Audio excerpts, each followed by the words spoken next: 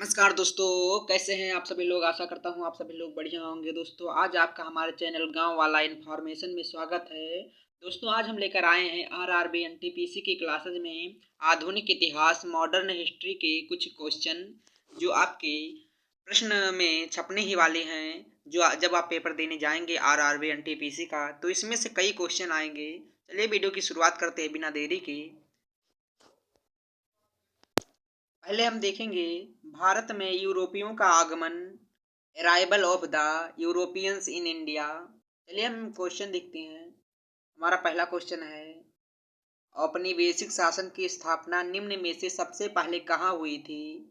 तो औपनिवेशिक शासन की स्थापना ऑप्शन 4 दिए हैं। ऑप्शन नंबर ए है दिल्ली में, ऑप्शन नंबर बी है बॉम्बे में यानी मुंबई में, ऑप्शन नंबर सी है सूरत में, ऑप्शन नंबर डी है बंगाल में। तो ऑप्शन नंबर डी करेक्ट होगा, बंगाल में औपनिवेशिक शासन की स्थापना हुई थी। चलिए इसकी व्याख्या जान लेते हैं। औपनिवेशिक शासन सर्वप्रथम बंगाल में स्थापित किया गया था। बंगाल प्रांत में सर्वप्रथम ग्रामीण समाज को पुनर्व्यवस्थित करने और भूमि संबंधी अधिकारों की नई व्यवस्था को लागू करने तथा एक नई राजस्व प्रणाली स्थापित करने के लिए प्रयत्न किए गए थे। तो दोस्तों आशा करता हूँ ये क्वेश्चन आपको समझ में आया होगा। अगला क्वेश्चन देखते हैं। हमारा अगला क्वेश्चन गाइज, बंगाल का पहला अंग्रेजी कारखाना 1651 में डैश किस नदी के तट पर स्थापित किया गया था। तो इसमें चार ऑप्शन दिए हैं। ऑप्शन नंबर ए है स्वर्ण रेखा, ऑप्शन नंबर बी है सोन, ऑप्शन नंबर सी है हुगली, ऑप्शन नंबर डी है दामोदर। तो ऑप्शन नंबर सी सही होगा, हुगली। हुगली बंगाल का पहला अंग्रेजी कारखाना हुगली में शुरू किया गया था 1651 में।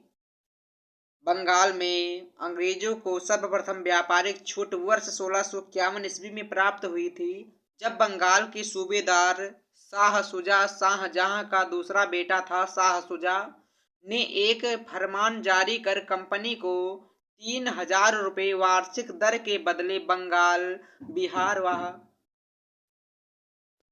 बिहार व उड़ीसा में व्यापार करने का विशेषाधिकार प्रदान किया था। शाह शुजा की अनुमति से बंगाल में पहला अंग्रेजी कारखाना 1651 ईस्वी में हुगली नदी के तट पर स्थापित किया गया था तथा अंग्रेज अधिकारी ब्रिजमैन को इस कारखाने फैक्ट्री का प्रधान नियुक्त किया गया था।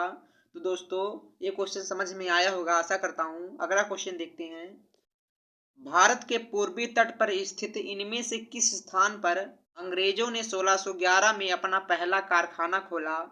ऑप्शन नंबर ए है मद्रास, ऑप्शन नंबर बी है मसूलीपट्टनम, ऑप्शन नंबर सी है तूतीकोरिन, ऑप्शन नंबर डी है यानम। तो ऑप्शन नंबर बी करेक्ट होगा, मसूलीपट्टनम। भारत के पूर्वी तट पर स्थित मसूलीपट्टनम में 1611 ईस्वी में अंग्रेजों ने अपना पहला कारखाना खोला। उल्लेखनीय है कि भारत में आने वाली यूरोपीय शक्तियों में सबसे पहला आगमन पुर्तगालियों का हुआ। तो दोस्तों ये क्वेश्चन आपको समझ में आया होगा। अगला क्वेश्चन देखते हैं। हमारा अगला क्वेश्चन है गाइज, भारत के लिए समुद्री मार्ग की खोज किसने की थी। तो ऑप्शन नंबर ए है वास्को डिगामा ने, ऑप्शन नंबर बी है इब्न बतूता ने, ऑप्शन नंबर सी है क्रिस्टोफर कोलंबस ने, ऑप्शन नंबर डी है हुएन सांग ने। तो इसका करेक्ट आंसर होगा ऑप्शन नंबर ए, वास्को डिगामा ने भारत के लिए समुद्री मार्ग की खोज की थी। Vasco da Gama option number A correct होगा। भारत के लिए समुद्री मार्ग की खोज वास्को डिगामा ने की, जो एक पुर्तगाली नाविक था। वह अब्दुल मनीक नामक गुजराती पथ प्रदर्शक से की सहायता से कालीकट के प्रसिद्ध बंदरगाह कपड़डाबू नामक स्थान पर 17 मई 1498 ईस्वी को पहुंचा। यहाँ के स्थानीय शासक, जिसकी पैतृक उपाधि जमोरिन थी, उसने उसका स्वागत किया। चलिए अगला क्वेश्चन देखते हैं। हमारा अगला प्रश्न है, भारत के समुद्री मार्ग की पहली बार खोज डैश किसने की थी। तो ऑप्शन नंबर ए होगा पुर्तगालियों ने, ऑप्शन नंबर बी होगा फ्रांसीसियों ने, ऑप्शन नंबर सी होगा अंग्रेजों ने, ऑप्शन नंबर डी होगा डचों ने। तो ऑप्शन नंबर ए करेक्ट होगा, पुर्तगालियों ने भारत के समुद्री मार्ग की खोज की थी, समुद्र में रास्ता बनाया था। भारत के समुद्री मार्ग की पहली बार खोज पुर्तगाल निवासी वास्को डिगामा ने 20 मई 1498 ईस्वी को की थी। अमेरिका के समुद्री मार्ग की खोज कोलंबस ने 1492 में की थी। अगला क्वेश्चन देखते हैं हम। अगला हमारा क्वेश्चन है, गोवा को पुर्तगाल से आजादी किस वर्ष में प्राप्त हुई? तो ऑप्शन नंबर ए है 1960 में, ऑप्शन नंबर बी है 1963 में, ऑप्शन नंबर सी है 1961 में, ऑप्शन नंबर डी है 1962 में। तो ऑप्शन नंबर सी करेक्ट होगा 1961 में। चलिए इसकी व्याख्या देख लेते हैं। 15 अगस्त 1955 ईस्वी को गोवा को पुर्तगाली शासन से मुक्त कराने के लिए 3000 सत्याग्रहियों ने अहिंसक आंदोलन शुरू किया और जनता ने जनमत संग्रह की मांग की, परंतु पुर्तगाली सेनाओं ने निहत्थी जनता पर गोली चलाकर भारत सरकार को हस्तक्षेप करने के लिए विवश किया। परिणामतः भारतीय सेना ने गोवा में ऑपरेशन विजय चलाकर 19 दिसंबर 1961 को पुर्तगालियों से गोवा, दमन एवं दीव मुक्त करा लिया तथा तीनों को सम्मिलित करके एक केंद्र शासित प्रदेश बनाया गया। 30 मई 1987 ईस्वी को गोवा भारत का 25वां प्रांत बना। अगला क्वेश्चन देखते हैं। हमारा अगला क्वेश्चन है, पुर्तगालियों द्वारा गोवा पर कब्जा कब किया गया था? तो ऑप्शन नंबर ए होगा 1605 ईस्वी, ऑप्शन नंबर बी होगा 1590 ईस्वी, ऑप्शन नंबर सी होगा 1510 ईस्वी, ऑप्शन नंबर डी होगा 1485 ईस्वी। तो दोस्तों ऑप्शन नंबर सी होगा 1510 ईस्वी करेक्ट आंसर होगा कि पुर्तगालियों ने गोवा पर कब्जा 1510 ईस्वी में किया था। भारत में पुर्तगालियों द्वारा गोवा पर कब्जा 1510 ईस्वी में किया गया था। पुर्तगाली वायसराय अल्फांसो दा अल्बुकर्क ने 1510 ईस्वी में बीजापुर के सुल्तान यूसुफ आदिल शाह को हराकर गोवा को अपने कब्जे में कर लिया था। अगला क्वेश्चन देखते हैं।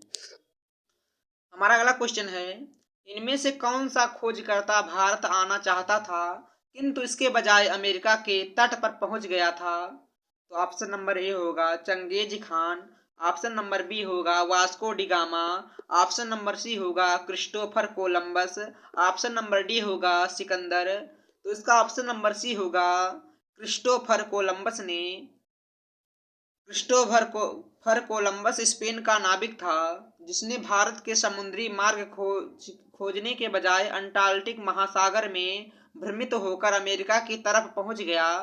कोलंबस को लगा कि अमेरिका ही भारत है, इसी कारण वहां के मूल निवासियों को रेड इंडियन के नाम से जाना जाता है।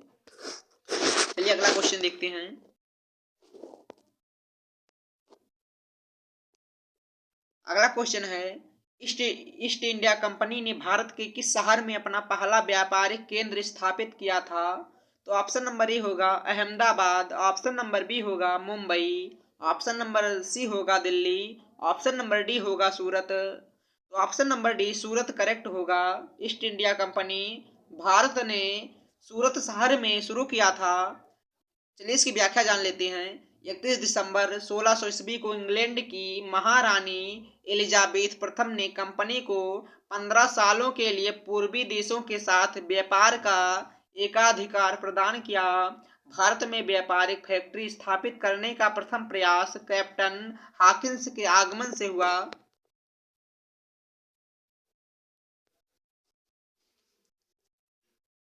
1608 ईस्वी में जेम्स प्रथम के दूत के रूप में हॉकिंस सूरत पहुंचा। वह अकबर के नाम लिखा जेम्स प्रथम का पत्र लेकर मुगल बादशाह जहांगीर के दरबार में पहुंचा और सूरत में व्यापारिक फैक्ट्री खोलने की अनुमति मांगी। सम्राट ने अनुमति दे दी, किंतु पुर्तगालियों के शत्रुतापूर्ण कारनामों और सूरत के सौदागरों के विरोध में कारण यह अनुमति रद्द कर दी गई। 1612 ईस्वी में कैप्टन थॉमस बेस्ट ने एक समुद्री युद्ध में पुर्तगालियों को पराजित किया। 1613 ईस्वी शाही फरमान द्वारा जहांगीर ने अंग्रेजों को सूरत में स्थायी कारखाना स्थापित करने की अनुमति दे दी। इस प्रकार सूरत में अंग्रेजों द्वारा पहले स्थायी व्यापारिक केंद्र की स्थापना की गई। अगला क्वेश्चन देखते हैं।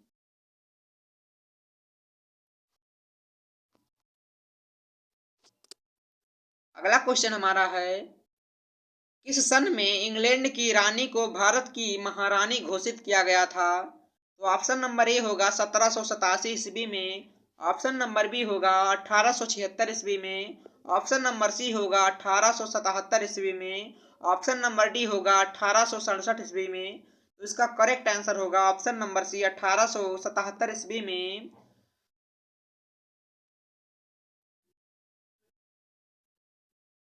1877 ईस्वी में इंग्लैंड की रानी को भारत की महारानी घोषित किया गया। इनका पूरा नाम महारानी विक्टोरिया था। इन्हीं के नाम पर भारत के कोलकाता में विक्टोरिया मेमोरियल भवन का निर्माण किया गया। अगला क्वेश्चन देखते हैं। किस कंपनी को प्रारंभिक तौर पर ईस्ट इंडीज के साथ व्यापार करने के लिए गठित किया गया था, लेकिन अंत में यह मुख्य रूप से भारतीय उपमहाद्वीप और चीन के साथ व्यापार तक ही सीमित हो गया? तो ऑप्शन नंबर ए होगा English India company, option number B होगा London India company, option number C होगा East India company, option number D होगा ब्रिटिश इंडिया कंपनी। तो इसका करेक्ट आंसर होगा option number C East India company. East India company को प्रारंभिक तौर पर ईस्ट इंडीज के साथ व्यापार करने के लिए बनाया गया था। कंपनी के प्रबंध के लिए एक समिति की व्यवस्था की गई। इसमें एक निदेशक, एक उपनिदेशक और 24 सदस्य होते थे। चलिए अगला क्वेश्चन देखते हैं।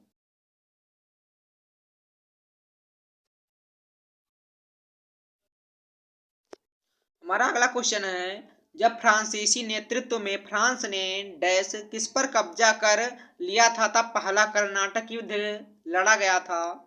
तो ऑप्शन नंबर ए होगा मद्रास, ऑप्शन नंबर बी होगा, यहाँ पांडिचेरी लिखा है लेकिन पुडुचेरी होगा, चाहे पांडिचेरी, दोनों पढ़ सकते हैं, यहाँ दोनों करेक्ट होगा। ऑप्शन नंबर सी होगा मुंबई, ऑप्शन नंबर डी होगा हैदराबाद। तो इसका करेक्ट आंसर ऑप्शन नंबर ए मद्रास होगा।